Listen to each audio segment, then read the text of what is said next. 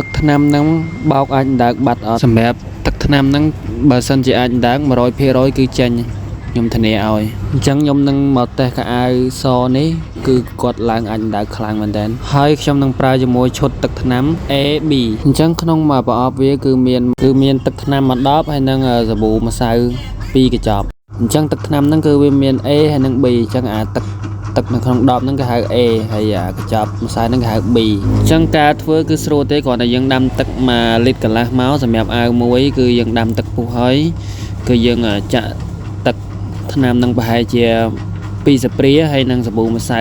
20% នៃកញ្ចប់ហ្នឹងហើយយើងដាក់ត្រាំវាចាប់ពី1ម៉ោងទៅ8ម៉ោងអញ្ចឹងបើសិនជាវាប្រឡាក់ខ្លាំងយើងអាចទុកមួយយប់ចោលឬក៏បើសិនវាប្រឡាក់តិចតិចទេវាចេញអញដើកតិចតិចទេយើងដាក់តែ1ម៉ោងអីស្អាតហើយអញ្ចឹងសួរថាទឹកថ្នាំហ្នឹងអាចកម្ចាត់ស្នាមប្រឡ័យខ្លះដូចជាអញដើកថ្នាំក្រហមប៊ិចហ្វឺតឈាមជ័រចេកជាពិសេសរាល់ស្នាមប្រឡាក់ដែលសាប៊ូធម្មតាយើងបោកអត់ចេញគឺទឹកថ្នាំហ្នឹងបោកស្អាតហើយជាពិសេសហ្នឹងសាប៊ូហ្នឹងអាចបោកលាងម៉ាស៊ីនបោកបានទៀតអញ្ចឹងទឹកថ្នាំហ្នឹងគឺមានឈុតតូចហើយនិងឈុតធំឈុតតូច$3កន្លះឈុតធំ$6